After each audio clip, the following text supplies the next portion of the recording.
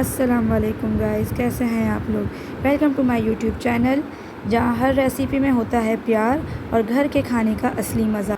चलें जी, आज की हमारी रेसिपी बड़ी दिलकश और बहुत ही मज़ेदार होने वाली है, जिसका नाम ही है मलाई kofta. Soft and juicy kofta, और वो भी रिच क्रीमी ग्रेवी के साथ। बहुत ही मज़ेदार ये रेसिपी बन के तैयार होगी। जब कोफ्ते हों मलाई में डूबे, हर निवाला हो प्यार से लुभे, बनाएं हम आपके लिए एक शाही रेसिपी, जिसके हर बाइट हो यादों में समा जाए। ऐसे हैं ये मलाई कोफ्ते। जितनी मैंने इसकी तारीफ़ें की हैं, उससे कई ज़्यादा मुझे यकीन है आपको ये अच्छे लगेंगे, और आप ज़रूर ट्राई करिएगा इसको, और अपने मेहमानों के आगे भी ज़रूर पेश करिएगा इसको। जब कोई मेहमान आने का बोले तो आप ये ज़रूर ट्राई कीजिएगा, ज़रूर बनाइएगा। ये बहुत ही मज़ेदार हैं, और प्लस पॉइंट ये है कि हम नॉर्मल कोफ्ते खाते रहते हैं, तो इसका एक नया टेस्ट है, एक नया लुक है, और एक नई रेसिपी है। ये आपको ज़रूर पसंद आएगी और ज़रूर आप ये ट्राई करेंगे। चलें जी, अब हम स्टार्ट करते हैं इसको बनाना। बिस्मिल्लाहिर्रहमानिर्रहीम। गाइस, मैंने यहाँ पे एक पैन लिया है कढ़ाई नुमा।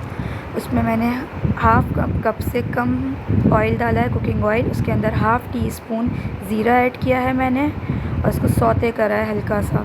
जब ये हल्का सा सौते हो जाएगा, तो उसके अंदर मैं ऐड करूँगी 2 बड़े साइज़ की कट करके प्याज। बिल्कुल रफली चॉप कर लें आप, और 2 बड़ी साइज़ की होनी चाहिए वो प्याज। इसी से हमारी ग्रेवी बनेगी। इसको हम फ्राई करेंगे। इसको हमें ना ब्राउन करना है, ना हमें इसको डार्क ब्राउन करना है, बस इसको सौते करना है हल्का सा।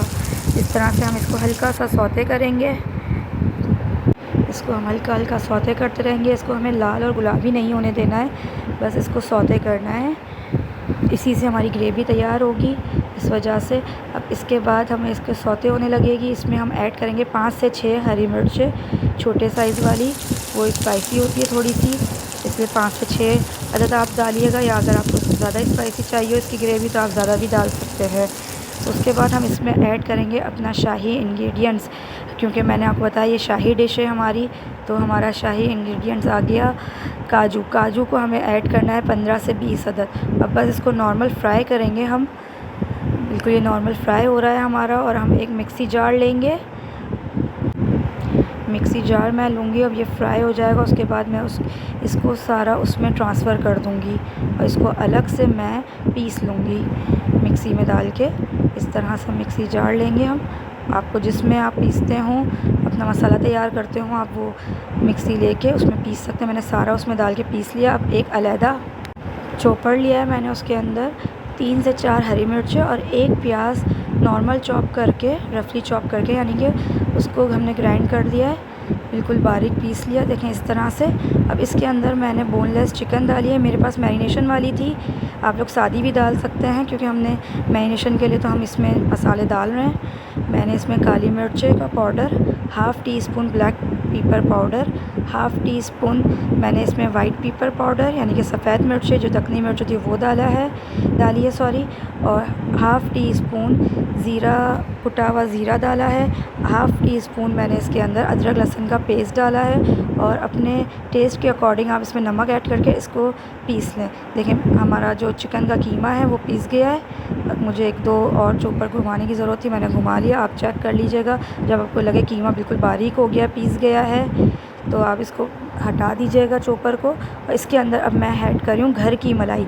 आप इस बाज़ार की मलाई भी ऐड कर सकते हैं, लेकिन मेरे पास घर की ताज़ी फ्रेश मलाई थी, मैंने वो ऐड की है। अब दूसरी तरफ मैंने एक पैन लिया है, उसके अंदर मैंने 2 खाने के बड़े चम्मच भर के बेसन भूनना है। इसमें मैं रोस्ट कर रही हूँ, ड्राई रोस्ट कर रही हूँ बेसन को। अच्छी तरह इसको रोस्ट करें, इसकी खुशबू आने लगे जब आपको चूल्हा फ्लेम ऑफ़ कर दें, और आप इसके अंदर ऐड कर दें हैं यही हमारे कीमे के अंदर, चिकन के कीमे के अंदर। अब इसको एक दफ़ा हमें घुमा लेना है, क्योंकि पिसा हुआ तो है, बस मसाले मिक्स हो जाए हमारे अच्छी तरह। 1-2 दफ़ा आप घुमा लें और देख लें खोल के कि ये मसाले मिक्स हो गए इसमें। बहुत आसान रेसिपी और बहुत ही मज़ेदार है, बस इसकी ट्रिक्स आनी चाहिए आपको। मुझे लग रहा था इसमें मिक्स नहीं हुए मसाले, मैं वापस इसको मिक्स कर रही हूँ। बाकी आप किसी बाउल में निकाल के हाथ से भी मिक्स कर सकते हैं। देखिए अच्छी तरह हमारा ये चॉप हो गया कीमा, मसाले मिक्स हो गए हैं। अब मैं स्क्रबर की मदद से इसको निकाल रही हूँ एक बाउल के अंदर।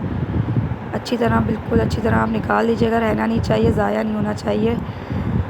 देखिए इस तरह स्क्रबर से बहुत अच्छी तरह जो होता है ना हमारा स्पैचुला, इससे बहुत अच्छी तरह निकल जाता है। अब मैंने अपने हाथों को ग्रीस किया है और जितने आपको साइज़ के कोफ्ते बनाने हो, गोल गोल सर्कल, आप देखें उस साइज़ के आप बना लें। मैंने नॉर्मल साइज़ रखे क्योंकि बच्चे वगैरह भी खा लेते हैं तो वेस्ट ना हो। एक बंदा एक ले ले, इनफ हो जाता है एक के लिए एक, फिर बाकी सबकी अपनी खुराकों पर डिपेंड करता है।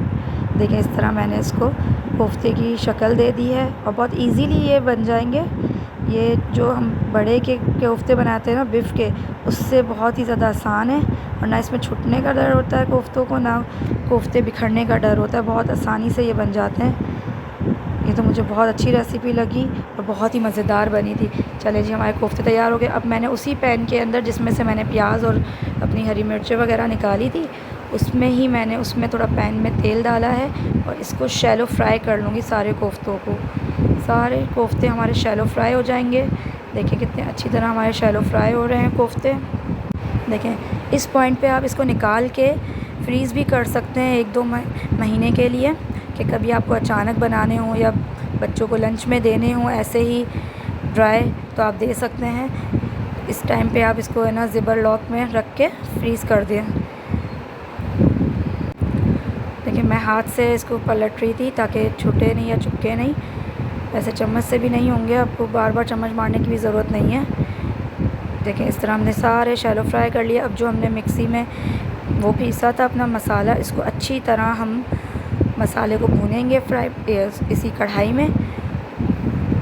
अब इसके अंदर मैंने half tea spoon black pepper powder और वाइट पेपर पाउडर डाला था। अब मैंने इसमें 1 पाव जितना दही डाला है अच्छी तरह फेंटा हुआ, और इसको अच्छी तरह हम मिक्स करेंगे और भुनेंगे। थोड़ा सा ये भुनने लगेगा तो इसके अंदर हम ऐड कर देंगे अपने कोफ्ते, ताकि मसाले वगैरह सब एक साथ एब्ज़ॉर्ब हो जाए इसके अंदर।